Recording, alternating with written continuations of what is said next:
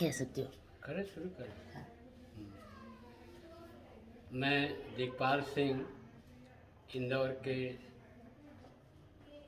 Shaktinagar colony में परिवार के साथ निवास करता हूँ। हमारे पुत्र शैलेंद्र, बहू रेणु, चैतन्य और चिरंतन नाती के साथ लगभग 22 वर्ष से निवास कर रहा हूँ।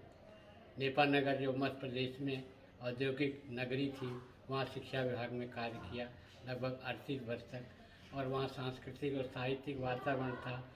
शिक्षा विभाग में रहने के कारण वहाँ महान देश के साहित्यकार लोग आते रहते थे, उनको देखने सुनने का अवसर प्राप्त हुआ, और हमारे मन में राष्ट्रवाद और सांस्कृतिक चेतना की कुछ पूंजी समाज से मिली, और मैं राष्ट्रवाद पर पीएचडी करना चाहता था हिंदी साहित्य में, लेकिन वो पूर्ण नहीं हुआ सागर विश्वविद्यालय से। किंतु सरस्वती की कृपा से और समाज की प्रेरणा से, गुरुओं और माता पिता, परिवार, भारतीय सभ्यता संस्कृति का प्रभाव पड़ा, जिसके कारण से सांस्कृतिक और राष्ट्रीय चेतना की रचनाएं मैं लिखता रहा हूँ। लगभग 150 रचनाएं लिखी जा चुकी हैं।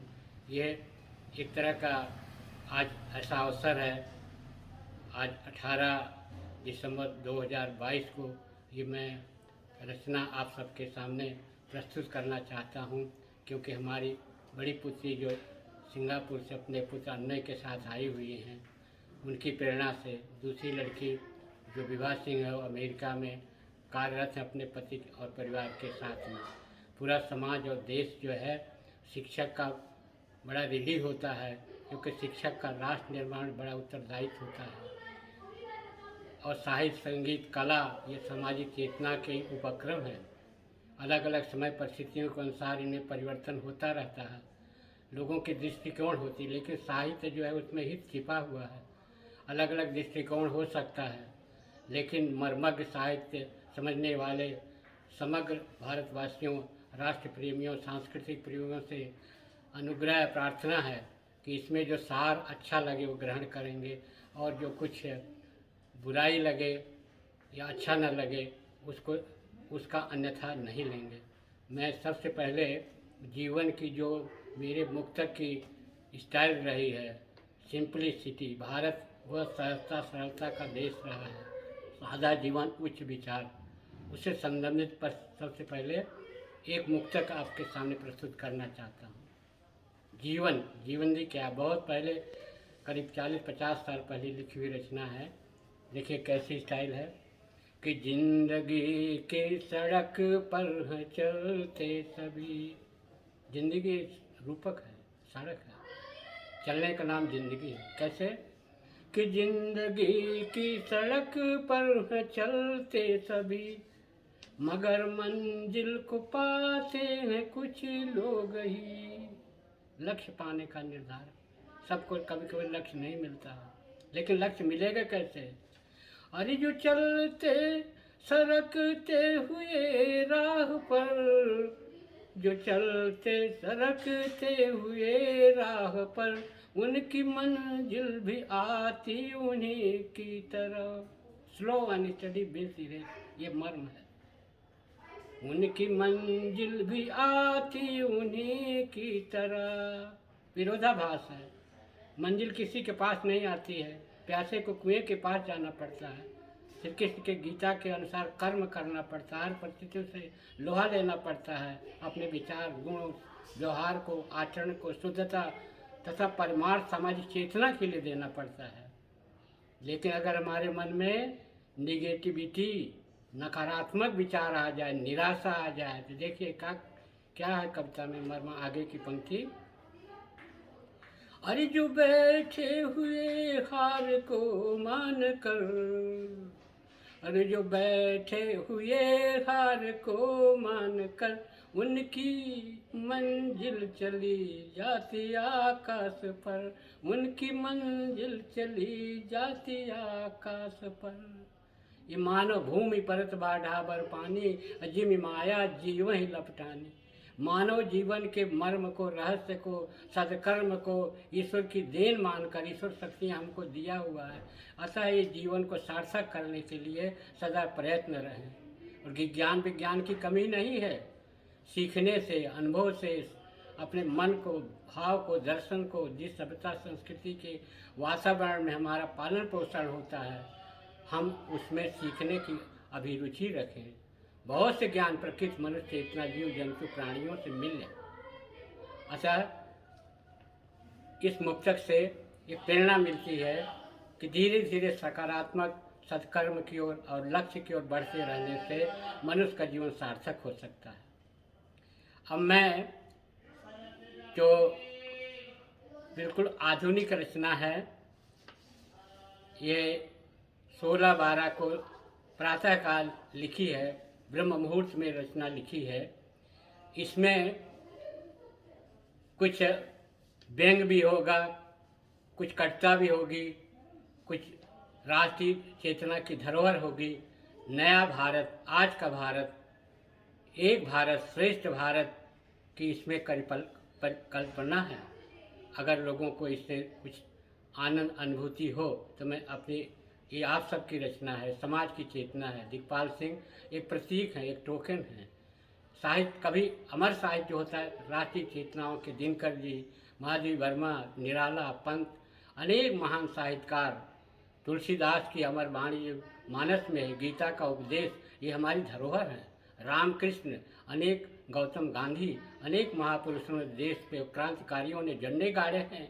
देश में चेतना की अलग जगह ही है, उसकी आज प्रतिक्रिया हो रही है। क्रिया की प्रतिक्रिया सदा होती रहती है। यही भावभूमि सरस्वती माता के आशीर्वाद से लेखनी ने लिख दिया है। मैं रचना प्रस्तुत करता हूँ। इसका शीर्षक है जयप्रकाश नारायण की जो समग्र क्रांति 1977 में हुई थी। एक महान क्रांतिकारी देशभक्त जो अमेरिका आदमी रहकर वृद्धावस्था होने के बाद सिंहासन खाली करो जनता आती है, दिनकर जी की पंक्तियों को प्रस्तुत करते हुए देश में समग्र क्रांति का नारा दिया था। वो व्यक्ति आज भले न हो जयप्रकाश नारायण, लेकिन उसकी प्रकाश की किरणें अनेक महान देशभक्त क्रांतिकारियों के सुभाष चंद्र बोस, चंद्रशेखर आजाद, भगत सिंह, अनेक वीर महापुरुष, मैं नाम सबका तिलक, गोखले, महात्मा गांधी, नेहरू, इंदिरा गांधी, अनेक देशभक्त जो लोहिया, राम मनोहर लोहिया, अनेक लोगों को मैंने देखा है। आज मेरी लगभग 82 वर्ष की आयु हो गई है। बड़े बड़े महान पुरुषों को मुझे दर्शन करने का अवसर हुआ, और ये गंगा तट पर प्रयागराज में अध्ययन करने के कारण से माँ सरस्वती की भी कृपा का आशीर्वाद है। जो ये लेखनी आपके सामने कुछ कहना चाहती है, कुछ बताना चाहती है। देखिए, अभिव्यक्ति है, शीर्षक है कविता का, भारत में समग्र क्रांति का नया दौर है।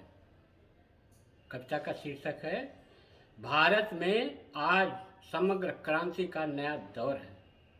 दिगपाल सिंह, इंदौर में रचना 16/12 को लिखी गई है।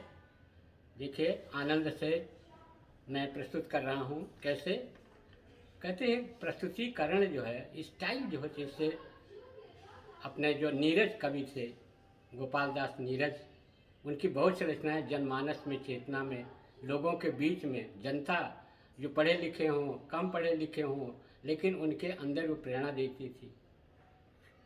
तो इस तरह से मैं प्रस्तुत कर रहा हूँ। तो सोकर जागे भारतवासी, सोकर जागे भारतवासी, दुनिया में अब शोर है। सोकर जागे भारतवासी, दुनिया में अब शोर है। दुनिया में भारत का आया अब तो नया दौर है। कैसे? पूरब का सूरज अब चमका, जय प्रकाश का ठौर है। पूरब से सूरज निकला, सुभाष चंद्र बोस, महान देशभक्त, अरविंदो घोष, महान और विद्वान, विवेकानंद, साहित्यकार, सभी में नाम नहीं सबका गिना सकता हूँ। इन्होंने भारत को प्रकाश दिया है, केवल पूरब से नहीं, पश्चिम से भी। देखिए, समग्र क्रांति की ध्वजा उठाए भारतवासी और है। बदल गया भारत, चेतना जागृत हो गई, उठो जागो और श्रेष्ठता को प्राप्त करो। विवेकानंद। शिक्षक होने के कारण से थोड़ी व्याख्या करने की आदत पड़ी है, जबकि नहीं चाहता हूँ कि व्याख्या करूँगा तो कविता बड़ी हो जाएगी, इसलिए आगे प्रयास करूँगा, व्याख्या नहीं करूँगा, लोग इससे अन्यथा नहीं लेंगे।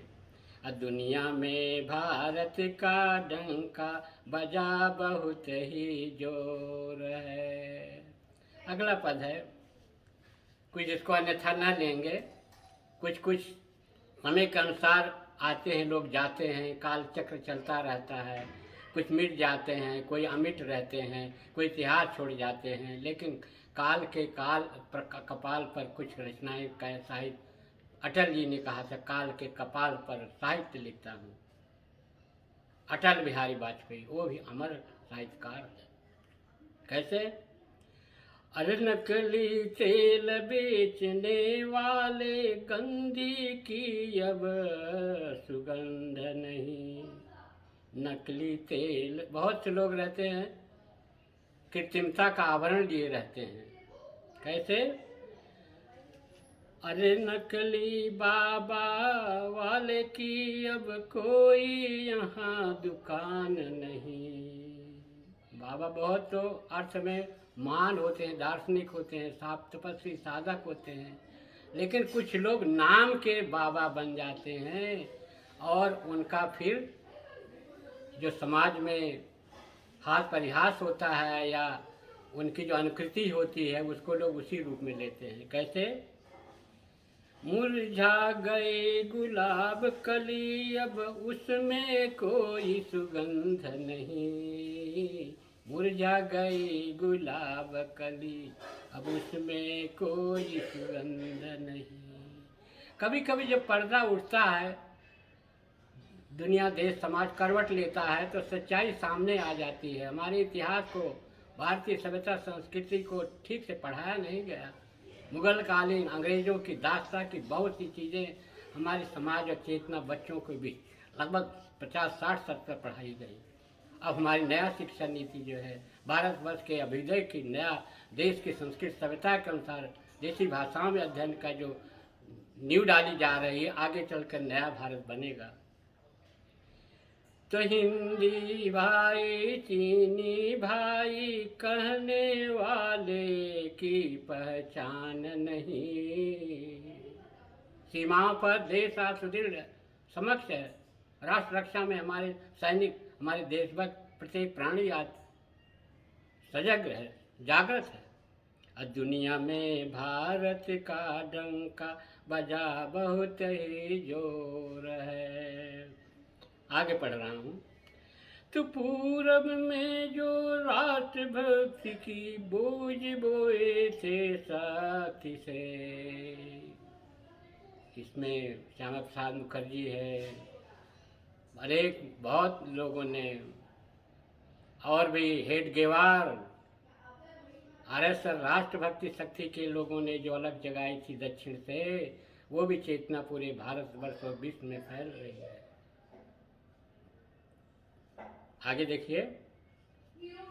तो वट वृक्ष कर बन गए अब पुष्पित और पल्लवित हैं। नेता सुभाष बाबू की क्रांति आग भारत में फैली है। हमें खून दो, आज़ादी लो। अंडमान निकोबार में स्वतंत्रता का झंडा गाड़ने वाले सुभाष बाबू और मणिपुर की सीमाओं पर हमारी उनकी आज़ाद हिंद की सेना आ चुकी थी, लेकिन आगे कुछ कुचक्र के कारण वो सफल नहीं हो पाए। लेकिन आज उनकी आत्मा भारतवर्ष की चेतना में भारतीयों के अंदर विद्यमान है। और जागो, उठो जागो, श्रेष्ठता को पाओ, विवेकानंद की बोली है। नया सवेरा नया दौर है, पुरातन की भी महिमा है। जो कुछ है प्राचीन नहीं, सब अंधकार का कारण है। सबल शिला के ऊपर देखो, ऊंचा खड़ा हिमालय। जो लोग कहते हैं कि जो पुराना है बिना इतिहास को जाने हम शिक्षित नहीं हो सकते। अपनी सभ्यता संस्कृति के धरोहरों को लेकर चलने की आवश्यकता है। आज भारत में यही प्रतिक्रिया हो रही है। और जन जागृति का नया दौर है, भारत माँ की पूजा का अवसर है। इसमें कोई लयबद्धता गेयता की कहीं कहीं कमी है, और जो अकविता है, निराजा की शैली की जो कविताएं हैं आधुनिक काल में वो भी चल रही हैं। गद्य पद अकविता कहते हैं, मिल जाती हैं, तो आप इसको उसी रूप में लेंगे, क्योंकि उम्र के कारण से वो जो गुण तो है, लेकिन वाणी उतना साथ नहीं दे रही है, आवाज़ उस तरह की नहीं है। जैसा है वैसा स्वीकार करेंगे। मैं चाहूँ तो चश्मा भी लगा लेता हूँ, थोड़ा वो करके चश्मा लगा लूँगा तो पढ़ने में अच्छा रहेगा, क्योंकि चश्मा नहीं लगाया था, दिक्कत जा रही थी। वंदे मातरम की ऊंची आवाज गाने का अवसर, जहाँ देखो वहीं वंदे मातरम चल रहा है। कैसे? पंत जी की रचना में, भारत माता ग्राम वासिनी को जगाने का अवसर है। दीनदयाल उपाध्याय अंत्योदय के मान विचारक चिंतक की वाणी गांव गांव घर घर शहर नगर सब जगह भारत जग गया है। अपने अतीत को प्राप्त करके भविष्य के कीर्तिमान स्थापित कर रहा है। ये लोग प्रतीक हैं, इनको अन्यथा ना लेंगे। ये समग्र समाज के चेतना के स्वरूप हैं।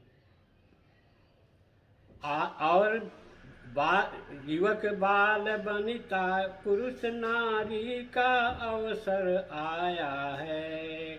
दुनिया में भारत का डंका बजा बहुत ही जोर है। 75 वर्ष देश को स्वतंत्रता के प्राप्ति के पश्चात वर्तमान वर्ष जो है, समय जो है, वह अमृत महोत्सव का समय है। देखिए उसमें हमारी जवाबदारी, उत्तरदायित्व क्या है। देश के अमृत महोत्सव में लोहा गर्म आज है, पीट पीट कर इस लोहे को नया भारत बना। कहते हैं लोहा जब गर्म हो, जो वस्तु बनाना बना लो। ऐसा अवसर बार बार नहीं आता है। आज भारत की जो प्रशासक व्यवस्था है, न्याय व्यवस्था है, और कार्यपालिका है, और संविधान है, और पार्लियामेंट है, सारी चीज़ें देश दुनिया, प्रजातंत्र की वोट की जो राजनीति है, अपने मताधिकार का जो प्रयोग करते हैं, उससे भारत की गरिमा पूरे विश्व में बढ़ी है और निरंतर बढ़ती जा रही है। अब ये कभी कभी ये होता है कि हम बड़े शांतिप्रिय वो रहे, कहीं आक्रमण नहीं किया है। सभ्यता हमारी संस्कृति यही कहती है। लेकिन अगर कोई हमें आँख दिखाता है, उंगली दिखाता है, तो उसको सही रास्ते पर लाने का भी हमारे पास शक्ति है। टिट फॉर टैट की जो नीति है नेता सुभाष की, या अपने कृष्ण जी का जो उपदेश है, अन्याय सहकर बैठ रहना यह बड़ा दुष्कर्म है, और न्यायार्थ से अपने बंध को भी दंड देना धर्म है। रामधारी सिंह दिनकर कुरुक्षेत्र महाकाव्य में महाभारत के संदर्भ में पंक्तियां कहते हैं। अब ये कुछ ऐसी चीजें हैं कि जो हमारे जीवन से जुड़ी हुई। कैसे? मर्यादा पुरुषोत्तम श्री राम कि राम राज्य की झांकी को लाना है। गांधी जी ने कल्पना की थी, राम राज देश में लाएंगे, सुखी संपन्न निरोग सब होंगे, राष्ट्रभक्ति चेतना होगी, आपस में परस्पर विद्वेष नहीं होगा। हम सब भारतवासी हैं, भारत में जो रहते हैं सभी भारतवासी। हमारा कर्तव्य राष्ट्र समग्र घर, दीपक घर से जलाया जाता है। घर परिवार में शांति होती तो समाज में आती है, नगर में आती है, राज्य में आती है, और उससे क्या देश समग्र होता है। देश केवल भूमि का सीमाओं का एक टुकड़ा नहीं है। देशभक्ति एक भावना है, श्रेष्ठता है। अपने आप को उस मातृभूमि से प्रेम करना। माँ जननी जन्मभूमि से स्वर्गादपि गरीति कहा गया है। माँ जो है धरती माँ जो सबसे बड़ी माँ है, आकाश हमारा पिता है। वेद पुराण में यही सब लिखा गया है, बताया गया है। कितना प्राचीन ज्ञान विज्ञान, अंतरिक्ष, और कहते हैं एस्ट्रोलॉजी, ज्योतिष शास्त्र, गणना, गणित, कुछ भी, हर आयुर्वेद की मैं व्याख्या नहीं कर सकता हूँ, लेकिन ये कविता की भावभूमि है, इसलिए समझा रहा हूँ। अब कुछ ऐसे लोग थे जिनको कि हम उतना महत्व नहीं दिए, इतिहास के पन्नों पर उनको आगे नहीं बढ़ाया, लेकिन वो फिर से अपनी आवाज़, उनकी वाणी, उनका कर्म बोल रहा है। कैसे? लौह पुरुष सरदार पटेल के सपनों का नया भारत आज बनाना है। कितनी रियासतों को समझा बुझाकर अपनी दृढ़ शक्ति से राष्ट्रीय एकता में बांधा। ऐसे लौह पुरुष का नाम जिसमें प्रसिद्ध था, आज केवल गुजरात के लिबर्टी ऑफ स्टैचू या उनका एक प्रतीक जो माध्यम है वो तो प्रेरणा दे ही रहा है, लेकिन उनका काम जो है आज सिर पर चढ़ करके बोल रहा है, राष्ट्रवाद बोल रहा है। और कैसे? फूल के साथ फूलों जैसा, कांटों से भी कांटों जैसा हमको व्यवहार करना है। कैसे? श्री कृष्ण की नीति रीति का जीवन में भी पालन करना है, क्योंकि श्री कृष्ण जी 16 कला के अवतार से व्यवहारिक थे। उनकी विशेषताएं देश दुनिया में चारों ओर आज भी फैल रही हैं। कृष्ण को समझना साधारण बात नहीं है। योगेश्वर थे, परिवार घर में गायें चराए, बच्चों के बीच में खेले, और अनेक तरह की कलाएं उनके अंदर हैं, जो एक परिवार घर गृहस्थ जीवन में रहते हुए, हमारे बहुत सी देवी देवता भी गृहस्थ जीवन में रहते तपस्वी साधक का जीवन व्यतीत किए हैं। राम को भी तपस्वी राम कहा गया है। क्यों कहा गया है? उन्होंने जीवन जी करके दिखाया है, आदर्शवादी, समाज चेतना का की पूर्ण अनुपम उदाहरण है। अतिमानव कुछ लोग कहते हैं और कुछ लोग दिव्य पुरुष कहते हैं, लेकिन उन्होंने बताया नहीं, एक सामान्य मनुष्य की अनुसार आचरण किया। सीता माता, दुर्गा माता, कालिका, देवी देवी शक्तियाँ हैं, ये सब एक ही हैं। शिव और शंकर, राम कृष्ण, विष्णु, ब्रह्मा, ये सब शक्तियाँ आपस में मिली हुई हैं। हमारे भगवान जीव जंतुओं में उनकी प्रेरणा है, उनका संबंध है। मैं जरूर पहले चाह रहा था कि व्याख्या नहीं करूं, लेकिन उस शिक्षक की गुण के कारण से जो कविता में केवल कविता सुनाना था, उसमें व्याख्या करता जाता हूँ। क्षमा करेंगे लोग। अब मैं थोड़ा अंतिम उसकी जा रहा हूँ कि जो संविधान अंबेडकर जी के प्रेरणा से, उनकी बुद्धिमत्ता से और अनेक लोगों की प्रेरणा और देश विदेश की सारी चीज़ों को जोड़ करके बनाया गया, उस संविधान को सभी को पालन करना है। कानून का शासन हो, दृढ़ता का शासन हो, किसी अपराधी आदि का जो दंड होना चाहिए वो दंड मिलना चाहिए, लेकिन गरीब अमीर जो छोटे मोटे कारणों से समस्याओं के ग्रस्त हो जाते हैं, उनके निदान का भी कार्य करना चाहिए। और इससे क्या होगा? जब लोगों का विश्वास बढ़ेगा, सुरक्षा होगी, शांति होगी और एक दूसरे के लिए हम तैयार रहेंगे, तब जाकर के नया भारत, श्रेष्ठ भारत, एक भारत बनेगा। जय हिंद। मैं कुछ कविता अभी माजना था, इसको उस तरह से मज नहीं पाई है, इसलिए कुछ लोग जो उसको अन्यथा ना लेंगे। कैमरे के सामने या वीडियो जो बनाया जा रहा है, अगर कुछ बातें इधर उधर अनर्गल निकल गई हों तो उसके लिए क्षमा चाहता हूँ। तो ये कविता जो आधुनिक भारत के एक झांकी प्रस्तुत करती है, उससे संबंधित थी। लेकिन उसी दिन 16 तारीख को लगभग रात्रि के 2 बजे कि भारतवर्ष क्या है, क्योंकि मैं भूगोल से प्रयाग विश्वविद्यालय से एमए करने के बाद उत्तर प्रदेश सरकार में सचिवालय में अल्पसंख्या विभाग में 1 वर्ष कार्य किया। उसके पश्चात वो हमें दौरा टूर करना पड़ता था उत्तर प्रदेश के सभी बड़े शहरों का, लेकिन शिक्षा विभाग में नेपा नगर में आ करके मैं अपने जीवन को चरितार्थ मानता हूँ कि कभी कोई छोटा बड़ा काम नहीं होता है। जो जहाँ है वतन के काम पर है, आज सारा देश लाम पर है। श्री कृष्ण सरल के सानिध्य में regional college of education Bhopal के प्रांगण में कवि सम्मेलन में मुझे भी वहाँ, क्योंकि मैं बीएड कर रहा था उस समय, अवसर मिला था। तो ये भोपाल के महान कवि, दार्शनिक कवि, राष्ट्रवादी अनुराग ठाकुर की कविता थी जो आपको बताया। हर आदमी जो कार्य कर रहा है, जिस रूप में कर रहा है, जैसे एक कपड़ा बनता है उसमें धागे अनेक कलर के, अनेक रंग रूप के रहते हैं और जा कर के वो फिर सुंदर रूप धारण, फूल में कई गमलों में फूल रहते हैं। तो मैं, ये भारतवर्ष से फूलों का बगीचा है। अब मैं अपनी दूसरी रचना आप सबके सामने प्रस्तुत कर रहा हूँ। अच्छा आनंद आप सबको आए, इसीलिए मैं कविता प्रस्तुत कर रहा हूँ। ये भी 16 तारीख को ब्रह्म मुहूर्त 2 बजे नींद खुल गई, क्योंकि कहते हैं ब्रह्म मुहूर्त में अगर आदमी early to bed and early to rise makes the man healthy wealthy and wise. जीवन जीने की कला है। स्वस्थ शरीर में स्वस्थ मस्तिष्क रहता है, मस्तिष्क स्वस्थ, हृदय, आत्मा, मन, ये सब एक दूसरे से जुड़े हुए हैं। इंद्रियां, विवेकी बुद्धि, परखने की शक्ति और नो दाई सेल्फ जो कहते हैं, जो अपने को जान ले, समझ ले, वो दूसरों को समझने में देर नहीं लगेगी। लेकिन हम भूले रहते हैं, जानते हुए भी चलते नहीं, कर्म न अच्छा नहीं करते हैं।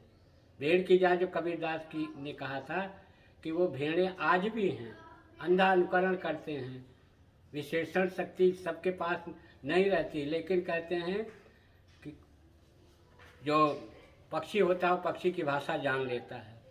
परखने का गुण एक समान सबके अंदर नहीं होता है। साहित्य, संगीत, कला ये समाज की बहुत बड़ी प्रेरणा है, केवल एक अंगी नहीं है, इसमें विज्ञान भी है और सब तरह के विषयों को हर आदमी जीवन भर नहीं सीख सकता है। जिसमें रुचि अभिरुचि होती है, अगर वो विषय मिल जाए तो उसमें वो पारंगत होकर समाज का बड़ा भला करता है। मैं रचना प्रस्तुत कर रहा हूँ। भारत प्रकृति का अनुपम उपहार है। टिकपाल सिंह मैंने लिखी थी रचना है। अब मैं इसमें व्याख्या नहीं करूँगा, छोटी शब्दावली में रचना है और वो चूँकि राष्ट्र प्रेम से जुड़ी हुई बातें थी जो मेरे मन हृदय में थी, इसलिए कुछ बातें उसमें कह दिया हूँ और बिना सोच से समझे अगर कुछ उसमें शब्द निकल गए हो तो उसके लिए क्षमा चाहेंगे। देखिए मैं पढ़ रहा हूँ, व्याख्या नहीं करूँगा। जहाँ न जावे रवि वहाँ जाए कवि। सरस्वती माँ दैविक शक्तियों की पता नहीं जन्म जन्मांतर की प्रेरणा होती है। पेट से कोई सीख के नहीं आता है, लेकिन कुछ उर्वरा शक्ति आत्मा कहते हैं जब इस संसार से जाती है तो उसके साथ बुद्धिमान लोग कहते हैं 2-3 तथ्य। एक संस्कार जाता है कहते हैं, एक उसकी स्मृति जाती है, उसकी आत्मा जाती है। आत्मा आजार अमर जो कहते हैं, ये जो अनुभव करे इस क्षेत्र में दुर्नित सूक्ष्म संसार में जाए तो अनुभव करेगा। आज भी आत्मा अपना अस्तित्व रखती है। दुनिया में कोई ऐसा देश नहीं जो आत्मा के स्वरूप को, सोल को, रूह को न मानता करता हो।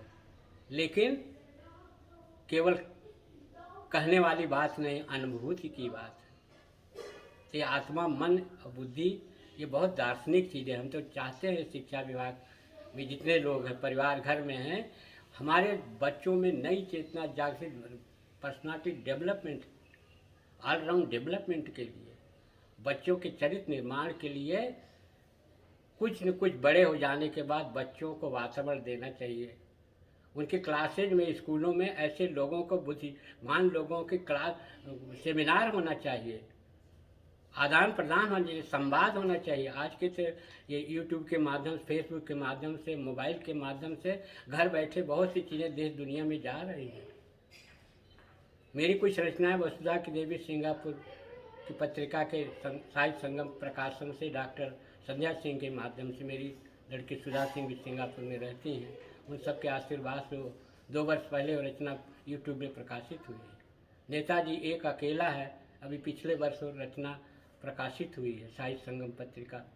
और कुछ रचनाएँ मध्य प्रदेश आदि में भी भिलाई आदि प्रकाशित हुई हैं सरस्वती प्रकाशन के द्वारा। लेकिन ये आज के माध्यम का एक नया उपक्रम है। बहुत से लोग किताबें भी तैयार करते हैं, अभी नहीं कर सकता, हो सकता भविष्य में वो किताबें भी राष्ट्र प्रेम सांस्कृतिक चेतना की समाज को प्रेरणा मिलेगी, ऐसा अनुभव करता हूँ। मेरी पुत्री सुधा जो अच्छे विभाग में सिंगापुर में काम कर रही हैं, शिक्षा विभाग के क्षेत्र में, उनके पास रचनाएं हैं। मैं पढ़ रहा हूँ कि जहाँ न जाए रवि वहाँ जाए कवि, विचार शक्ति उन्नति की अनुगामिनी है। जीव जंतुओं में बहुत से ज्ञान है, लेकिन वो विश्लेषण नहीं कर सकते हैं। बौद्धिक शक्ति का उतना विकास नहीं है। आंवले के समान रखे हुए पूरे विश्व को दार्शनिक लोगों ने देखा, समझा और भविष्यवाणियां कर दी।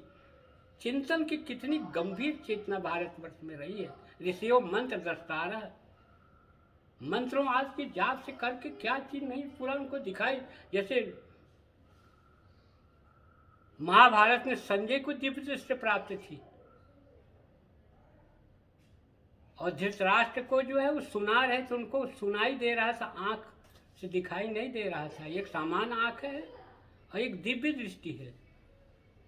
क्योंकि कवि, साहित्य या कलाकार, चिंतक, दार्शनिक या अनेक तरह के गंभीर चीजें जो चेतना मनुष्य को मनुष्यता की ओर ले जाती हैं, उसमें कवि का भी बड़ा हाथ होता है। कवि भी अनेक प्रकार के होते हैं, क्योंकि कवि भी तो समाज से आता है, जैसा समाज उसका एक प्रतिबिंब होता है।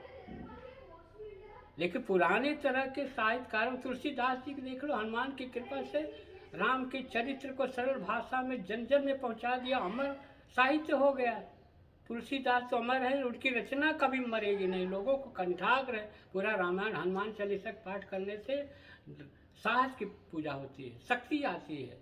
आज ये बढ़ रहा है पूरे विश्व में, क्योंकि लोगों में शांति की आज आवश्यकता बढ़ गई है। स्वार्थ, दुनिया की आर्थिक औद्योगिक आर्थिक या कहिए कि जो भौतिकवाद है इतना बढ़ गया है। खाओ पियो और मौज करो। मैं तो इसी रूप में समझाता हूँ, थोड़ा व्याख्या कर रहा हूँ कि भारतीय चिंतन क्या था, बाहर से समेट करके अंदर ले आओ।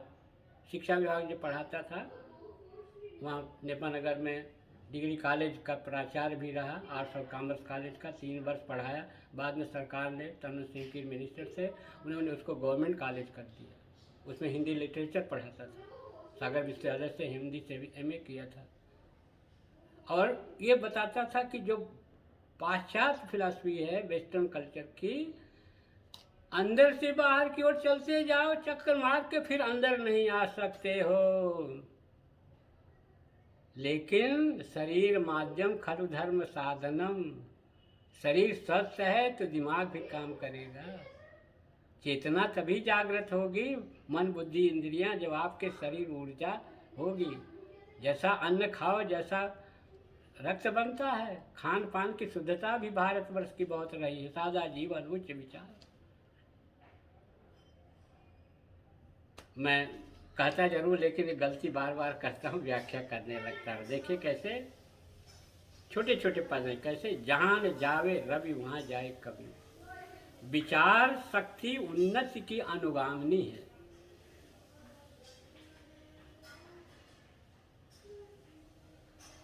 चेतना डूबी की आटा दाल किसके, माखनलाल चतुर्वेदी को खंडवा में मैंने उनके दर्शन किए हैं। एक भारतीय आत्मा, चेतना थोड़ा शब्द आ नहीं रहा है, उनकी जो शब्द थे, चेतना डूबी की आटा दाल किसके, भक्ष्य बन जाओगे, लोग खा लेंगे तुमको, जीवित नहीं रहोगे, जीवित हुए के समान मृत्यु मरण के सैया पर पड़े रहोगे और दुनिया रौंती चली जाएगी। दुनिया में सदा सबलों ने निर्बलों का अत्याचार किया, सदा होता रहा है। जागो फिर एक बार। निराला जी की कविता, उनको भी प्रयाग में संगम तट के पास में रहता था, वहाँ भी उनको देखा था। जागो फिर एक बार। सूर्यकांत त्रिपाठी निराला। प्रसाद जी को तो नहीं देखा हूँ, लेकिन उनकी कामायनी का अध्ययन काफ़ी किया हूँ। फिर से पढ़ रहा हूँ, जहाँ न जाए रवि वहाँ जाए कवि, विचार शक्ति उन्नति की अनुगामिनी है। बिना विचार तथा सत्कर्म के मनुष्य पशु के की अनुकृति है। केवल विचार से ही नहीं होता है, विचार को व्यवहार में लाना। ज्ञान तो बहुत है, करते क्या है, वर्तमान में क्या करते, भविष्य के लिए क्या कर रहे हैं, पहले हमने क्या किया। मनुष्य पशु की अनुकृति है। अब मैं श्लोक नहीं पढ़ूंगा, उसमें दिया है कि आहार निद्रा भय मैथुनं च सामान्य में पशुभिः नराणाम्। आहार, खान पान, सोना जागना सब मनुष्य और पशुओं के माध्यम से ही मनुष्य का चेतना आगे बढ़ी है। पहले कहा जाता ना कि हमारे पूर्वज बंदर से, वो अवतारवाद में स्थिति भारतवर्ष के सिद्धांतों में आई है। आहार निद्रा भय मैथुनं च सामान्य में पशुभिः नराणाम्। धर्मो हि तेषाम् अधिको विशेषो धर्मेण हीन पशुभिः समाना। मेरी आत्मा मन की बात आ गई। धर्म क्या है? कर्तव्य है, धीधातु धारण करना, सभ्यता, संस्कृति, मानवता, व्यवहार, सद्विचार, अहिंसा, सब ये मानवीय गुण हैं। अगर इसको छोड़ दिया तो पशु के समान हो जाते हैं। धी माने धारण करना। देखो ना कितना बड़ा प्लानिंग थी वेदों में। 100 वर्ष के जीवन को 4 श्रेणियों में स्टेप बाय स्टेप बांट दिया था। धर्म, अर्थ, धर्म माने 25 वर्ष तक मजबूत नींव तैयार होना विकास की। गुरुकुल प्रणाली आदि जो अध्ययन होता है 25 वर्ष। धर्म, अर्थ का उद्देश्य 2 था। एक तो पूंजी अर्थशास्त्र जैसे, और दूसरा था उद्देश्य। किमर्थम, संस्कृत जो हिंदी की माँ है पूरे विश्व की, उसको पश्चिम के महान साहित्यकारों ने भी कहा ये तो पूरे विश्व की माँ है। वैदिक संस्कृति, फिर लौकिक संस्कृति, बाद में अभ्रंश, फिर हिंदी, फिर तरह क्षेत्रीय भाषाएं। भारत में अनेक भाषाएं बहुत संपन्न हैं और वहाँ अभी आज बोली लिखी जाती हैं। कोई भेद नहीं, सब बहनें आपस में अलग अलग क्षेत्रों में रहती है। तो धी माने धारण करना। धर्मेण हीना पशुभिः समान। तो धर्म संकुचित दृष्टि से नहीं देखना चाहिए। जैसे भूगोल में हमें बताया गया था प्रयाग विश्वविद्यालय में, श्री रामनाथ तिवारी जी बड़े प्रोफेसर थे, कि हम पूरब की पूजा करते हैं कि वो सूर्य आज के चमत्कार पूरे विश्व में है, प्रकाश देता, ऊर्जा देता है। लेकिन पश्चिम में जो दूसरे धर्म के अनुयायी हैं वो चंद्रमा की पूजा इसलिए करते, ज़्यादातर वहाँ वर्षा कम होती, रेगिस्तानी भागों था और भयंकर गर्मी पड़ती थी। अगर वो सूरज की पूजा करेंगे तो और उनको ऊर्जा मिलेगी, गर्मी पड़ेगी, ताप मिलेगा, इसलिए रात में यात्रा करते थे। कहाँ लड़ाई है? कुछ भी लड़ाई नहीं। सूर्य चंद्रमा सबके हैं, लड़ाई तो है ही नहीं। हम इधर के मुँह कर पूजा करते, वो उधर मुँह करके पूजा करते।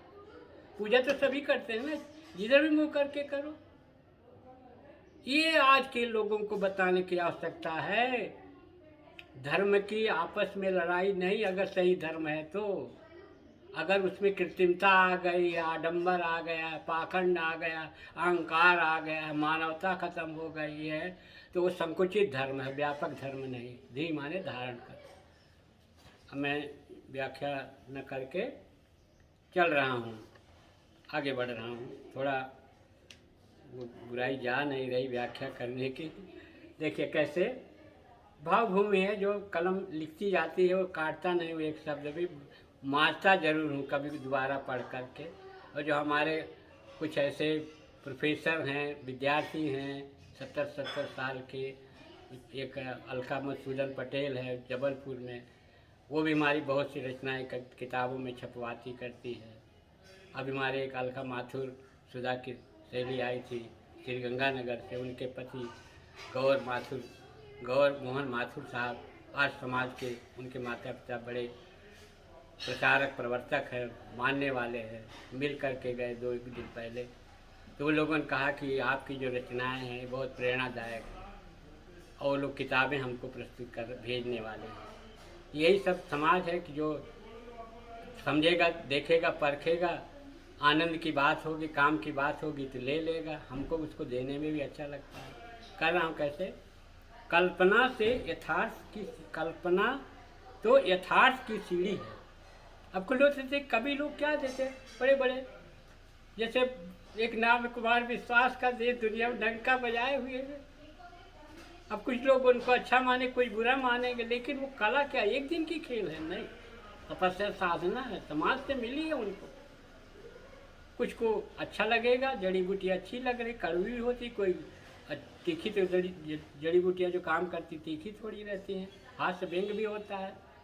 कुछ लोग उसको बुरा मान लेते, कुछ लोग कहते नहीं भाई, ऑपरेशन जब होता है तो फिर उस दिन कष्ट तो होता ही है, लेकिन आदमी के भलाई के लिए होता है। कैसे?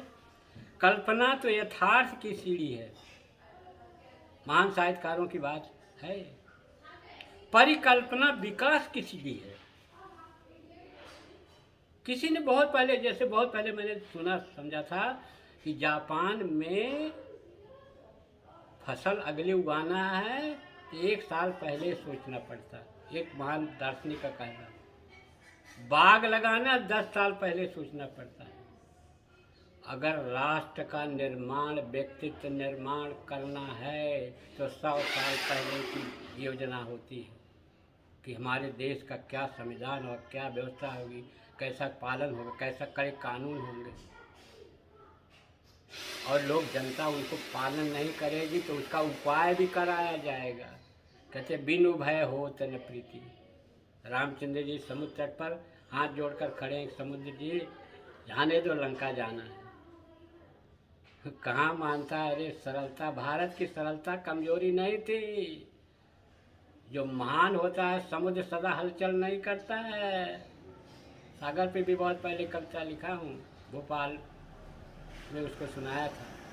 लेकिन जब वो तूफान हलचल कर देता है तो प्रलय आ जाती है। यह है भारत की संस्कृति की महानता। हमारे महान चरित्र नायकों में, लोगों में, जनता में भी लड़ने की प्रवृत्ति नहीं रही है। लेकिन अगर भिड़ जाएगा तो उसका उपाय अच्छी तरह से हम दे देते, वो इतिहास बन जाता है। इसमें मैं नाम नहीं लूँ, राणा प्रताप, पृथ्वीराज चौहान, शिवाजी महाराज, वो अपने सिख परिवार के जो जिनके बच्चों को दीवारों में चुन दिया गया था, जलियांवाला बाग, ऐसी अनेक घटनाएं हैं जो आज रोंगटे खड़ी कर देती हैं। इतिहास के इन पृष्ठों पन्नों को दोबारा पढ़ाने की आवश्यकता है। चेतना तभी आएगी कि किन लोगों ने हमारे राष्ट्र के लिए, अपने लिए घर परिवार छोड़ करके, आधुनिक समय में बहुत से लोग जो है अपने राष्ट्र को ही अपना परिवार समझ लिए हैं। परिवार क्या है? चारों ओर जो दिन है, समय है, वो समाज लोगों के लिए है। जैसे रविवार, सोमवार, मंगलवार, उस परि शब्द संस्कृत का शब्द है। कैसे? तो कल्पना करना भी ये नहीं है। बहुत लोग कहेंगे कि अरे कभी लोग साहित्यकारों ने समाज को क्या दिया। अरे देखने की दृष्टि से देखो ना। कहते जब प्यास लगे तब कुआं खोदेंगे, पहले से क्यों नहीं देख लेते कि अगर पानी की जरूरत, नल नल घर घर में पानी पहुंचाया जा रहा है, किसी ने कभी सोचा था? ये है परिकल्पना, ये है। माँ बेटियां बहनें कितनी परेशानी होती थी, दूर दूर तक पहाड़ी इलाकों में नदी नाले सब सूख जाते थे, घड़ा लेकर दूर दूर से जाती थी बेचारी। आज वो भारतवर्ष की ताकत बनी हुई है। क्यों? पानी तो जीवन है। अनाज एक समय नहीं मिलेगा, चल जाएगा, पानी के बिना कहाँ से जीवित रहेंगे। मैं कोई ऐसी सरकारी उपकरण मशीनरी जो कारोबार देश में चमक रहे हैं उसके विषय में कविता में नहीं बोलना चाहता हूँ, क्योंकि समझदार लोग तो देख रहे हैं, आंखों के अनुभव कर रहे हैं, उसमें मैं क्या बोलूँगा जो दिखाई दे रहा है प्रत्यक्ष। लेकिन इसके पहले धारणा कुछ लोगों की होती है। अब कुछ लोग कहेंगे कि एक आदमी क्या चना फोड़ सकता है। अरे एक आदमी तो अगर आगे बढ़े तो भीड़ चल जाती है। जैसे गांधी जी का भी संदर्भ लेना चाहता हूँ। किसी कवि ने कहा था, चल पड़े जिधर दो डगमग में चल पड़े कोट पग उसी ओर, गड़ गई जिधर भी एक गड़ गए कोट ओर, उधर चल पड़े। ये है नेतृत्व। हर समय नेतृत्व की आवश्यकता है। और कोई ऐसा नहीं बुजुर्ग हो गया, बाल पक गए तो वही नेतृत्व दे देगा। यंग लोग आधुनिक समय में टेक्नोलॉजी में भी नई नई बातें लाकर समाज को दे रहे हैं, उनके भी ऊपर उठाने का काम करेंगे। अवसर मिलेगा तो चमत्कार दिखाएंगे, और हो रहा, मिल रहा। नई पुरानी की क्यों, जो पुरानी चीज़ वो नई बनती है, नई चीज़ पुरानी, ये चक्र चलता रहता है। लेकिन अनुभव वालों को दुनिया में, समाज में हर जगह आदर मिलता रहा है, मिलता रहेगा। ये परंपरा है, क्योंकि उनके बाल जो पक गए हैं, उनके पास कुछ अनुभव की पूंजी है। आज वो कुछ का बोल नहीं पा रहे हैं, क्यों? सुनी अठिलई हैं लोग सब, बाँट न लई हैं को। लोगों समय की कमी पड़ गई है, तो क्या कहूँ, बार बार मतलब कि मैं व्याख्या पर ही चला जा रहा, जबकि कविता संक्षिप्त में सुना देना था। और जो लोग भी सुने करेंगे कहीं यार इतनी लंबी कविता तो मैं नहीं सुनना चाहता हूँ। जब उनको फुर्सत रहेगी जरूर पढ़ेंगे। कैसे?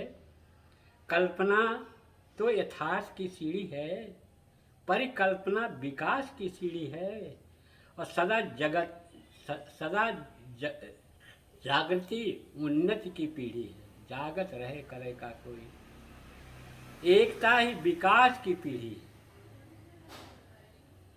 अब ये भारतवर्ष की भूमि है, धरातल है। जैसे चल पढ़ रहा हूँ, अब देखो भारतवर्ष कैसा है। जो शीर्षक में कहा था, भारत प्रकृति का अनुपम उपहार है। प्रकृति ने भारत को अनुपम वरदान दिया है। उत्तर में नगराज हिमालय हमारा रक्षा कवच है। त्रिभुजाकार भारत की विशाल भूमि उर्वरा है, जहाँ हरे भरे खेतों के साथ पठारों में खनिज संपदा है। मौसमी हवाओं, अच्छा, जल शक्ति का केंद्र 3 समुद्रों की विशाल श्रृंखला है। मौसमी हवाओं द्वारा असीमित वर्षा की परंपरा है। निरंतर बहने वाली नदियों की पवित्र जलधारा है। अब लोग इसमें नाम नहीं ले रहा हूँ, समझ जाएंगे। दूसरा है, भारतीय सनातन सभ्यता संस्कृति है। भारतीय प्रसिद्ध नदी तटों पर विकसित हुई है।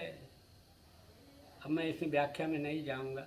सिंधु घाटी सभ्यता, आर्य संस्कृति की नदियों के गंगा, सरयू, नर्मदा, गोदावरी, चमरावती, वेदिका, क्षिप्रा, वेत्रवती, हर जगह दक्षिण गंगा, गोदावरी, कावेरी, ब्रह्मपुत्रा, ये सारी की पूजा, हम नदियों की पूजा इसलिए करते हैं। इन्हीं तटों पर प्रारंभिक सभ्यता संस्कृति का विकास हुआ। आज इन्हीं तटों पर बड़े बड़े काशी, वाराणसी, अयोध्या धाम, मथुरा धाम और बम्बई, कलकत्ता, समुद्र तट पर जितने भी आगे सब हैं, नासिक नाम सबका, रामेश्वरम, ज़्यादातर नदी के आसपास में रहे। मैं सबका उल्लेख नहीं कर पा रहा हूँ। जगन्नाथपुरी है, सोमनाथ मंदिर है, अनेक है। हिमालय की तराइयों में अनेक नदी नाले के पास में दिव्य स्थान। तो जल का संस्कृति से, सभ्यता से, समाज से बहुत सीधा संबंध है, चाहे तालाब हो, नदी, समुद्र हो। चल रहा हूँ आगे। भारत में ऋषि महान संतों की अद्भुत परंपरा रही है। ऋषियों मंत्र दृष्टारा, पहले मैं व्याख्या में कहा था, वेद, पुराण, गीता, भागवत की अमर कथा है। धरती को माता और अंतरिक्ष को पुरुष की मान्यता है। ये जो श्लोक आदि हैं अपने वेदों आदि में, उसमें इस तरह की कल्पना की है, क्योंकि जो नारी पुरुष का जो प्राकृतिक एक वो है, ये सदा से रहा, वो सदा रहेगा। ये 2 तरह के संयोग योग हैं, बिना इसके संसार की सृष्टि का विकास। मन और शतरूपा कामानी, जो जयशंकर प्रसाद जी ने कल्पना की थी। कल्पना क्या, वो तो कोई उपनिषद के उसके भाष्य को उसी भावभूमि पर प्रस्तुत किया था। प्रकृति पूजा और सभी प्राणियों के कल्याण की कथा है। सभी जीव जंतुओं में हम भगवान का रूप देखते हैं। और पेड़ पौधे, पत्थर, नदी, सांप, बिच्छू, हाथी, घोड़े, गाय, पानी, दुनिया, सभी तरह के जंतुओं को हमारे संस्कृति में पूजा होती है, क्योंकि ये प्रकृति के इस रूप हैं, उनमें भी भगवान बसता है। और सभ्यता संस्कृति की जड़ें इतनी गहरी हैं कि मानवतावाद की पताका को फहराने की आस्था है। वसुधैव कुटुंबकम का आदर्श लेके चल रहे थे, पूरी दुनिया लोहा मानने लगी। अरे ये भारतवर्ष तो विश्व को आज भी ज्ञान देने के लिए तैयार है। क्यों? अब उनकी समझ में आ गया कि जिनको हम नकली समझ रहे थे, गरीब अमीर समझ रहे थे, उपेक्षित उनकी कर रहे थे, अब वो अपना दिन याद कर लिए हैं, खड़े हो गए हैं। पहले अपना भला करेंगे, अपने पैर पर खड़े होंगे, तब समाज दुनिया का भला करेंगे। वही उठो जागो और श्रेष्ठता को प्राप्त करो, विवेकानंद की आवाज़ जो शिकागो कॉन्फ्रेंस में जा कर के भाई और बहनों, सिस्टर एंड ब्रदर, तालियां गूंजने लगी। कहाँ से योगी महाराज आ गया? ये योगियों का देश है, ये महात्माओं का देश है, ये बाबाओं का देश है। तो सब तरह के बाबा नहीं है यहाँ पर, कुछ दाढ़ी वाले बाबा है, बिना दाढ़ी वाले भी बाबा कुछ यहाँ है। उनका चमत्कार दुनिया लोहा मान रही। क्यों? जन कल्याण कर रहे, जन कल्याण कर रहे। कैसे? हमारी सरलता ही भारतीय संस्कृति की पहचान है। माफ कर दो, उदारवादी, जाने दो, छोड़ दो, आए गए कितने भारत में, हमारे सब बस गए, लेकिन धीरे धीरे वो इसमें मिलजुल गए। शैव वैष्णव के पहले लड़ाइयाँ बहुत लोग चर्चा करते थे, लेकिन तुलसीदास ने रामचरित में लिखा है कि शिवद्रोही मम दास कहावा, सो नरमुहि सपने नहीं भावा। राम कहते हैं कि शिव से कोई द्रोह करेगा, शैव से, शिव शंकर के, तो मेरा भक्त नहीं हो सकता है। रामेश्वरम में शिव की स्थापना, शिवलिंग की स्थापना करके किस रामचंद्र ने योग उपदेश दिया। और शिव जी पार्वती को बाद में कथा समझा कर रहे थे कि दक्ष, जो उनकी पहली दक्ष सुता जो थी, उनको उन्होंने किस तरह से उन्हें समझ नहीं पाए थे रामचंद्र जी को, उसकी कहानी समझदार लोग जानते हैं। तो ये सब सारे, यही तो है असार संसार, सृजन सिंचन संहार। पंत जी, सुमित्रानंदन पंत। सृजन ब्रह्मा, पालन विष्णु, सृजन सिंचन संहार महादेव जी हैं। लेकिन जो संहारक है वो शिव, माने कल्याण करने वाला है। क्यों? आदि अंत सब मिले हुए हैं, उसकी शक्ति को दुनिया मानती लोहा। क्यों? वो जो तीसरा लेथ छोड़ देता है तो प्रलय हो जाती है, लेकिन जल्दी इतना भोला भंडारी है कि जो वरदान मांगो, राक्षस को, देवता को, मनुष्य को, किसी को कि हमारी पूजा किया, हम खुश हो गए, जा ये वरदान ले। एक राक्षस को दे दिया था ना, हाथ जहाँ रख दूंगा भस्म हो जाएगा, भस्मासुर। अब बाद में विष्णु जी को रूप धारण करा मोहिनी का। तो सब ये शक्तियाँ मिली हुई हैं। हाँ, इनका कार्य थोड़ा अलग अलग है, लेकिन आवश्यकता पड़ने पर सब मिल जाती। हमारी सरलता ही भारतीय संस्कृति की पहचान है। श्री राम कृष्ण बुद्ध गौतम देवताओं का सच्चरित्र है। इनमें देवता क्या है? देवत्व मतलब 3 प्रवृत्तियां हैं, सतोगुण, तमोगुण, रजोगुण।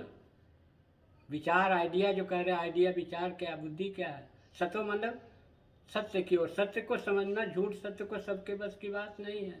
को कह झूठ, सत्य कह को युगल प्रबल करि माने, तुलसीदास जो तजे 3 ब्रह्म, सो आपन पहचाने। हर चीज जो है 2 तत्वों से मिली प्राय है। अच्छाई जहाँ वहीं बुराई, कांटा फूल है वहीं है। हर जगह मनुष्य के मन में भी सदा प्रवृत्तियाँ बदलती रहती हैं, एक जैसी नहीं रहती हैं। इनको पहचानना, ये थोड़ा दार्शनिक चीज़ें हैं, विचार की चीज़ें हैं। सतोगुण, आलस, तमोगुण, रजोगुण क्रिया, बिना सोचे समझे कौआ आया कान ले गया, कान देखा नहीं और कौए पीछे दौड़ गए। तो ये सब ऐसी अनुभव की चीज़ें हैं जो समाज को जो शिक्षा लेना चाहे, उससे चेतना लेना चाहे, अपना भला करना चाहे, मिल सकती हैं। देखिए कैसा पढ़ रहा हूँ मैं। हमारी सरलता ही भारतीय संस्कृति की पहचान है। Indian culture. सुप्रीम कोर्ट न्यायाधीशों ने बहुत पहले कर दिया था कि हिंदू धर्म एक धर्म मात्र नहीं है, जीवन शैली है, स्टाइल है। इससे और बड़ा अदालत में कहाँ जाओगे? अनेक धर्म, जाति पात, संप्रदाय, देवी देवता कितने तरह के हैं, लेकिन सबकी पूजा अनेक अलग अलग करते हैं। हनुमान जो कहते हैं, हनुमान ये शिव पुराण में दिया है, ये शिव के अवतार हैं, अमर हैं। उनकी हर जगह देश विदेश में, दक्षिण पूर्व एशिया में, कहाँ कहाँ हर जगह गणेश ये वो सब ये प्रतीक हैं। ये ऐसा नहीं कि केवल कल्पना मात्र से। जो लोग इनको कल्पना दिखाते हैं ना, आज उनके लाले पड़ गए हैं, क्योंकि सच्चाई सामने आ गई है, शक्तियाँ अपने आप उभर कर आ रही हैं। लोग समझ जाएंगे कि शक्तियाँ कभी कभी जागृत उठकर दिखा देती। ये देखो, लोग हाथ जोड़ देते हैं, मैं तो जानता नहीं, तो मैं तो पत्थर समझ रहा था, ये तो ब्रह्म शक्ति बनी हुई। हमारी सरलता ही भारतीय संस्कृति की पहचान है। श्री राम, श्री कृष्ण, बुद्ध जैसे देवताओं का सच्चरित्र है। माता पार्वती, भोले शंकर के प्रति अटूट आस्था है। माता सरस्वती, रणचंडी दुर्गा का पराक्रम है। गणेश जी, हनुमान जी हमारे आराध्य हैं। ये केवल संकेत मात्र बताया है, कुछ नाम शब्द जैसे मैं सबके नहीं लिखा हूँ, इसमें कविता बड़ी हो जाती, लेकिन ऐसा अर्थ नहीं लेंगे कि इसमें यानी जो तुम्हारे बहुत से जो कर्मठ लोग रहे हैं, आचार्य शंकराचार्य के ले लो, स्वामी दयानंद सरस्वती का नाम ले लीजिए, ये ऐसे बड़े बड़े 4 धामों में 12 ज्योतिर्लिंगों की स्थापना करने वाले और अनेक तरह के भारतवर्ष की यात्रा करने वाले महान पुरुषों का सबका उल्लेख मैं इसमें नहीं किया हूँ, लेकिन उन सब का भी इसमें बहुत बड़ा योगदान है। बड़े बड़े अलग भाषा में संस्कृत के महाकाव्य आदि लिखने वाले बहुत, मैं नाम नहीं ले रहा हूँ, लेकिन कालिदास, शाकुंतलम आज तो विशेष भारतवर्ष की उनकी छाप है। मेघदूत है और भी बहुत सी रचनाएँ हैं। वीरगाथा काल में, भक्ति काल में, रीति काल में अनेक महान साहित्यकार देशभर, शिवाजी पर भूषण ने जो कविता लिखी थी वो भी आज रोंगटे खड़े हो जाएं। अलग अलग क्षेत्रों में अनेक महान नायक हुए हैं और वो सदा अद्भुत भारत शक्ति देते रहते हैं। तो केवल एक संकेत मात्र है, प्रतीक है। माता लक्ष्मी हमारे आर्थिक विकास की माता है और राधा रानी, सीता माता भारतीय नारी परंपरा की आराध्य देवी हैं। ये सदा जागृत है, चेतना है। कोई लोग कहते हैं कि कृष्ण जी यहाँ का क्षेत्र छोड़ करके, अक्रूर राजा था, उसको मारना नहीं चाहते थे, मथुरा यहाँ के वृंदावन आदि क्षेत्र से द्वारिका चले गए, तो वो साधक, तपस्वी की तरह के साधक थे कि मैं किसी के प्रति जो भी कारण रहा होगा द्वारिका में जाकर अपनी नगरी बसाए। उसी तरह रामचंद्र जी ने भी अपने भाई लक्ष्मण को लखनपुर, लखनऊ जिसको आज कहते हैं, लौ जो है लाहौर के एरिया में भेजा था। इसी तरह से उनके और भाई बंधु जो शत्रुघ्न आए थे अलग अलग क्षेत्रों में। तो ये प्रजातंत्र के जो कहते हैं कि अलग अलग आधार होते हैं, ये बहुत पहले से चले आ रहे थे। अगर विकास करना है तो विस्तार भी होना जरूरी है। एक घर में केवल दीपक जला देने से नहीं होगा, पूरे बहुत से एरिया में संगठन शक्ति को बढ़ाना रहता है। तो मैं उस पर चरित्र पर व्याख्या नहीं करना चाहता हूँ, सभी लोग जानते हैं। आगे देखिए, भारत ने प्राचीन इतिहास में मानवता को गढ़ा है। मानवतावाद क्या है? जैसे दीनदयाल उपाध्याय के जो भारतीय जनता पार्टी के संस्थापकों में से या विचारकों में से हैं, आज उनकी भारतीय जनता पार्टी के जहाँ भी प्रोग्राम होते, कार्यक्रम होते हैं, वो एक चिंतक, सार्थक, अंत्योदय जिसके कहते हैं, निचले स्तर पर रहने वाले सामान्य गरीब प्राणी तक सारी योजनाएं, सरकार की व्यवस्था, न्याय व्यवस्था, सुविधाएं जितनी पहुंचना चाहिए। इसी तरह से अटल बिहारी वाजपेयी, तुम्हारे जो लाल कृष्ण आडवाणी हैं, मुरली मनोहर जोशी हैं, अशोक सिंघल जो महान विचारक थे, हेडगेवार जी, मोहन भागवत और बहुत से लोग जो है देशभक्ति के काम में लगे रहते हैं। वो कुछ लोग अलग अलग चश्मे से देखते हैं, लेकिन वो अपने कार्य में जन सेवा में जुटे रहते हैं और वही शक्तियाँ केंद्रीभूत हो जाती हैं कि एक व्यक्ति साधारण आदमी जो है ऊंचाइयों पर पहुंच करके भारतीय सभ्यता संस्कृति के झंडे गाड़ देता है। मैं नाम आज का उल्लेख अभी इसमें उचित नहीं समझता हूँ, लोग समझ जाएंगे। अनेक ऐसे देवी देवता नरेंद्र भारत में आज भी विद्यमान है। आदित्यनाथ ऐसे लोग बहुत विद्यमान हैं। ये टोकन है, प्रतीक है, इसको लोग अन्यथा अर्थ नहीं लेंगे। कैसे? भारत ने प्राचीन इतिहास में मानवता को गढ़ा है, विश्व गुरु की पदवी को सहजता से प्राप्त किया है, प्रकृति के अपार भंडार से हम आत्ममुग्ध हैं, भाग्यवादी विचारधारा को पाला और पोसा है। यही बड़ी कमजोरी थी। भाग्यवादी ज़्यादा हम रहे। इतिहास में भी कई जगह सोमनाथ मंदिर आज तोड़ा गया तो बहुत सदबोधों ने कहा अरे सब भगवान सब कर देगा। अरे तुमको भगवान ने जो बनाया किसके, उनकी सैनिक हो, तुम क्या कर रहे हो? ये आदमी दूसरों पर छोड़ दे काम, ज़्यादातर को करे, सरकार करेगी, लोग करेंगे, अधिकारी करेंगे, हम क्या करते हैं? हमारी क्या ड्यूटी? अन्याय सहकर मौन रहना यह बड़ा दुष्कर्म है और न्यायार्थ अपने बंधु को भी दंड देना धर्म है। दिनकर जी, रामधारी सिंह दिनकर। यही बातें हैं जो कभी आह्वान करता, चेतना देना चाहता है। हम अपना कर्तव्य पहले करें तो अधिकार तो अपने आप मिल जाएगा, लेकिन हम अधिकार की लड़ाई लड़ते, कर्तव्य के लिए लड़ाई नहीं लड़ते। छीटा छिपणी तो बन एक बयान दे दिया, बस हर जगह देखो उसी बयान पर बहस चल रही। जो बयान के लायक नहीं है, जिसमें कोई बात नहीं है, उसको टीवी चैनल को, ये मीडिया माध्यम भी आजकल वो सब अपनी चाल चल रहे हैं। कोई अंकुश नहीं है, कहीं कुछ बोल दिया, आज़ादी, बोलने की आज़ादी नहीं है। अरे बोलते रहे हो तो आज़ादी क्या चाहिए? ये तो बहुत बड़ी आज़ादी भारत में आपको मिली है, क्योंकि भारत बड़ा मर्मस्पर्शी है। छोटी मोटी बातों पर वो कोर्ट कचहरी नहीं जाता, और जब जाता है तो फिर जेलों की सज़ा पा करके उनके बुरे दिन आ जाते हैं। जैसे भारत ने प्राचीन इतिहास मानवता को गढ़ा है, विश्व गुरु की पदवी को सहजता से प्राप्त किया है, प्रकृति के अपार भंडार से हम आत्ममुग्ध हुए हैं कि हमारे पास बहुत कुछ है। सरलता से जब कोई चीज़ मिल जाती है, कोई भी मैदानों में ले लो, भारतीय उत्तर मैदानों में जनसंख्या बढ़ गई, ज़्यादा आलस आ गया, खाने पीने की नदी नाले पानी भूल उर्वरा थी, थोड़ा बहुत परिश्रम कर लिया, पेट पूजा हो गई।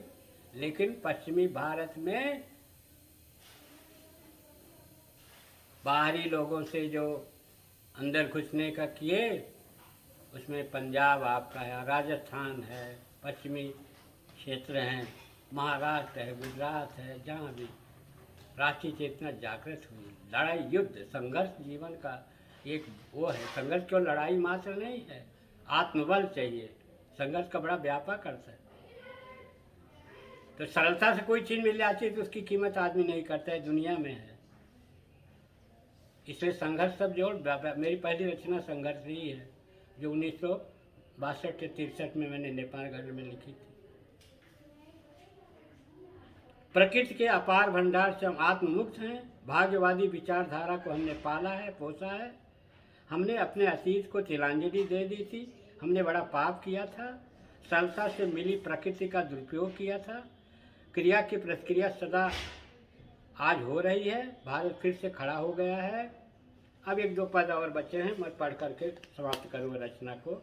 नया भारत, एक भारत पुनः अपने छाप छोड़ रहा है। आज का भारत, नया भारत। क्या हो गया भाई? क्यों जाग गए? परिस्थितियों ने ऐसा वातावरण बना दिया, समय ने हमको चिता दिया कि अब नहीं उठे, अब नहीं जगे तो तुम्हारा बुरा हाल इससे ज़्यादा नहीं होगा। देश दुनिया में भारतीय कौशल कला का, विकास का, विज्ञान का, साइंस का, रक्षा का, अनुसंधान का, शिक्षा का, संस्कृति का, सभ्यता का, आचार विचार के झंडे गाड़े जा रहे हैं। दिखपाल सिंह जी इस कविता के माध्यम से आह्वान करते हैं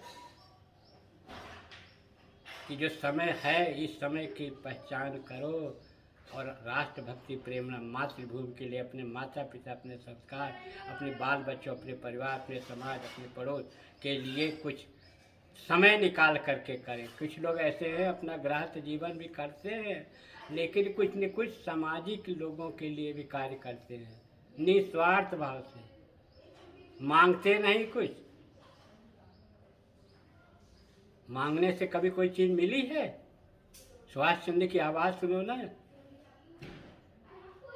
दिया तो उन्होंने टुकड़े करके दे दिया, लड़ते रहो, ये मांगने की कला है। मांगा तो टुकड़े कर दिया, और टुकड़े के बाद एक तीसरा जम्मू कश्मीर को कर दिया। किसके लिए? अपने भाई बहन परिवारों के लिए। अब पोल पुलई खुल रही है, कहां से आ गई चेतना राष्ट्र में? लोगों को समझ में आ गया यार, कब तक मरते जीते रहोगे। लेकिन अहिंसा का रास्ता अभी भी बना हुआ है, टिट फॉर टैट। जब आवश्यकता पड़ जाए, कैसे ककड़ी के तोड़ने वाले को तलवार से नहीं मारा जाता। भारत की उत्तरी सीमा में देखा होगा जो अभी मल्ल युद्ध आज हुआ, क्योंकि पहले से कुछ समझौता किया, गोली नहीं चलाएंगे। अरे क्यों नहीं चलाएंगे? अंदर घुस जाए, हमारे क्षेत्र हड़प नहीं कर ले, 1962 की बात, और हम गोली नहीं चलाएंगे। क्यों? क्योंकि हम भाई भाई हैं, हम भाई भाई क्यों लड़े? अरे भाई हो तो धोखा क्यों करता है? छद्म युद्ध क्यों करता है? सामने आओ, ललकार के बोलो। महाभारत की लड़ाइयाँ दिन में होती थी, रात में कोई किसी को नहीं मारता था। इसको धर्म क्षेत्र, कुरुक्षेत्र, संवेदा, जुयुत्सवा। हालांकि उसमें बहुत से अधर्म भी हुए हैं। महाभारत जो लोग जानते, मैंने तो अध्ययन ज़्यादा नहीं किया, गीता का थोड़ा बहुत अध्ययन जरूर किया हूँ। लास्ट पद पढ़ रहा हूँ। नया भारत, एक भारत पुनः अपनी छाप छोड़ रहा है। मुगलों अंग्रेजों के अत्याचारों को समझ लिया है, गुलामी की जंजीरों को तोड़ करके फेंक दिया है, क्रांतिकारियों के सपनों को साकार करने का बीड़ा उठा लिया है।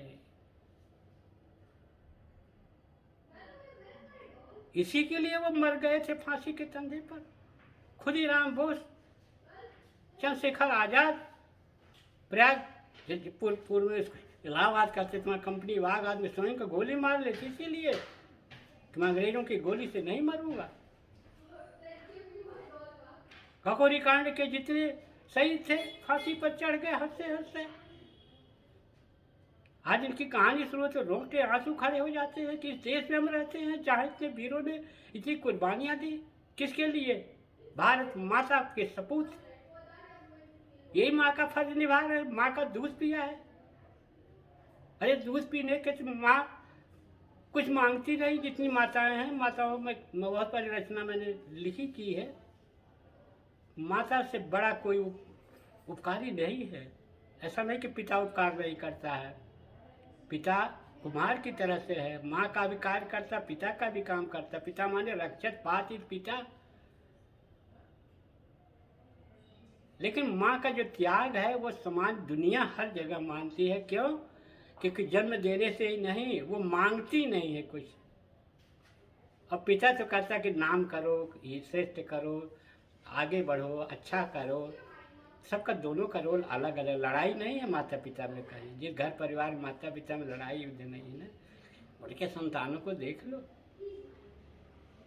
केवल उनकी संतान नहीं, उनके जो शिक्षा विभाग जैसे मेरे बच्चे रहे होंगे, शिक्षक रहे होंगे, मेरा बड़ा आदर करते कि सर आप जब बोलते थे आपकी आवाज़ हमारे हृदय मन में जाती थी। हमने कहा कि मेरी कोई व्यक्तिगत पूंजी नहीं है, सब आपकी कमाई है। फूलों के बीच में रहा हूँ। अंत कर रहा हूँ कविता को। क्रांतिकारियों के सपनों को साकार करना है और दुष्टों के कर्मों को जय चंदों के देश के अंदर छिपे हुए जय चंदों के फानों को कुचलना है। ये है सबसे इंडिया की बहुत बड़ी बुराई। जयचंद्र विभीषण और कई ऐसे लोग राणा प्रताप के परिवार घर वाले में मिले हुए थे जाकर कूटनीति से, नहीं तो राणा प्रताप को कोई उसको कहते हराया नहीं, अभी तक कोई इतिहास गलत बताया गया है। आसीन के सांप जिसको कहते हैं, खाएंगे यहाँ बजाएंगे दूसरी जगह की, और कहेंगे कौन करेगा, हम आप लोग जहाँ रहें वहीं पर करें। क्यों करें? क्योंकि आज यहाँ आग लगी, कल तुम्हारे घर में भी लगेगी। ये है राष्ट्रवाद, ये राष्ट्रीय चेतना, ये सामाजिक चेतना है। क्योंकि आज उधर आग लगी तो कल तुम्हारे घर में भी आग लग जाएगी। इसलिए कवि जो सोचता समझता है ना, वो अपनी बात इसलिए कहता है कि हो सकता किसी का इससे कुछ भला हो जाए। जैसे बहुत से डॉक्टर, वैद्य, आयुर्वेदिक डॉक्टर, शिक्षक, समाज सेवक, नेता, अभिनेता, बहुत से तरह के लोग हैं जो कहते तो हैं हम समाज का काम कर रहे हैं, लेकिन कुछ जगह उसमें भी हर तरह के लोग रहते हैं, उनको उनके चश्मे कोई अलग रहते हैं। लास्ट पद पढ़ रहा हूँ। चारों ओर अध्यात्म का प्रकाश फैल रहा है। श्री राम, श्री कृष्ण, शिवाजी, शिव जी की, शिवाजी शब्द नहीं है, श्री राम, श्री कृष्ण, शिव जी की क्रोध की आंखों को खोल दिया है। धनुष बाण राम ने उठा लिया है, कृष्ण ने अपने चक्र को हाथ में ले लिया है, और भोले शंकर ने अभी तिरछा नेत्र किया, पूरा नेत्र नहीं खोला है। क्यों? उनको अपमानित किया गया है, उनको समझा नहीं गया है, उनकी परिभाषा अलग की गई जो सबका कल्याण करता है। तो ये चीज़ें प्राकृतिक ब्रह्म शक्तियाँ काम कर रही भारत में। इसलिए जो रचना है प्रातःकाल 2 बजे रात्रि में 16 दिसंबर को भी लिखी गई, मैं भी नहीं समझ पाता मेरी लेखनी ये क्या लिख देती है, क्या कह देती है। ये मेरी व्यक्तिगत कविता न होकर के आप सबकी कविता है, समाज की कविता है, राष्ट्र की कविता है, देशभक्ति की कविता है। अंतिम पढ़ रहा हूँ। पुरुष के साथ नारी शक्ति का भी राष्ट्र निर्माण में बहुत बड़ा योगदान है,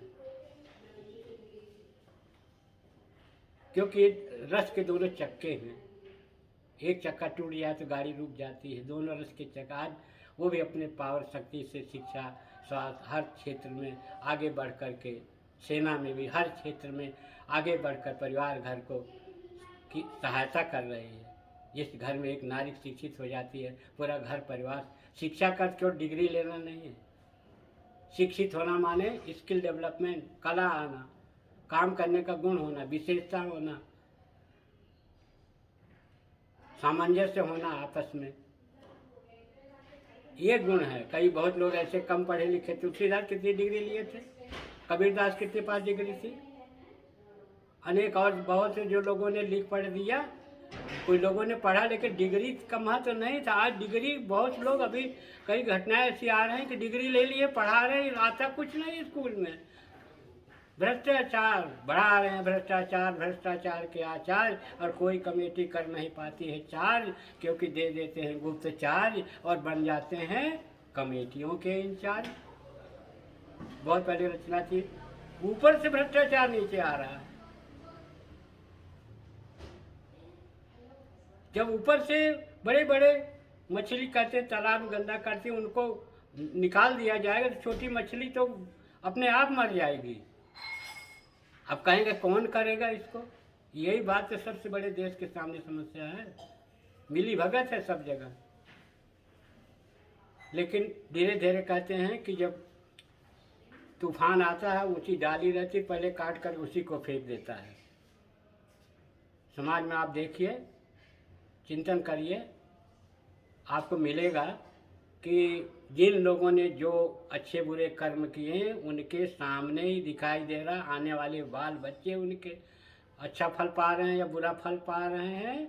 गीता का उपदेश सदा सार्थक रहता है।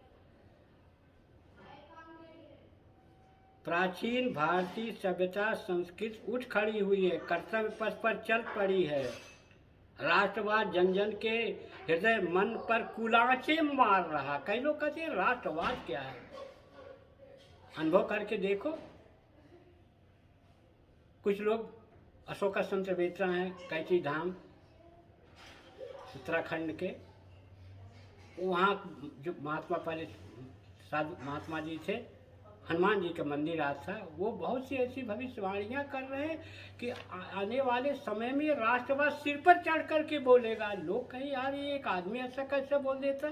ग्रह नक्षत्र उपक समय की आवश्यकता, वो गणना लगाते, गणित इतना बड़ा चीज, कहते गणित क्या काम करेगा ये भारत में। हम लोग ऐसे भारत में रहते हैं।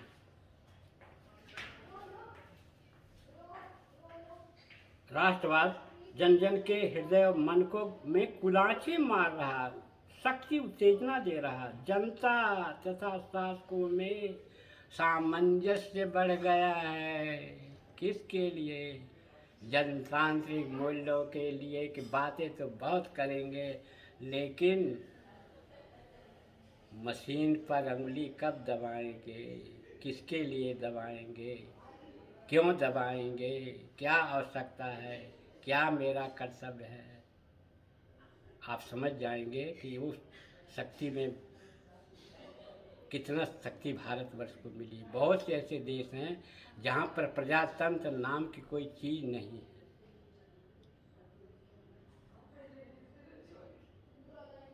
कहने के लिए है प्रजातंत्र, लेकिन वास्तविक प्रजातंत्र नहीं। लेकिन भारत में प्रजातंत्र चल रहा है, क्योंकि ये नया प्रजातंत्र नहीं है। ये भारतवर्ष में पंचायत और पहले की सारी व्यवस्थाएं जो थी, न्यायपालिका आदि की छोटे मोटे मुकदमे पास में ही सब निपट जाते, समाज के लोग करते थे। आपको तो हमको क्या पड़ी है, ये स्वार्थ बढ़ गया है, इसलिए लोग हमको क्या पड़ी है, सरकार जाने, न्यायालय जाने। अब न्यायालय में भी तो हमारे समाज से गए हुए लोग बैठे हुए हैं, वो कोई ब्रह्मलोक से तो आए नहीं है। और कुछ लोग जो हैं काले कोट और तरह के पहनकर लाखों लोग लेकर के उल्टे सीधे लोगों को बचाने में लग जाते। क्यों भैया, इनका क्यों बचाने, हमको पैसा मिलेगा। ये भारतवर्ष भी बहुत विचित्र देश है, सहन करता जाता है, चलने दो जो चल रहा है चलने दो, लेकिन समय बदलता है। अंत कर रहा हूँ। भारत देश आज विकास की ऊंचाइयों को छू रहा है। एक भारत श्रेष्ठ भारत परंपरा विश्व में फैल रही है। भारत की साख विश्व में बिजली की तरह चमक रही है। अब एक निवेदन है, कविता समाप्ति कर रहा हूँ।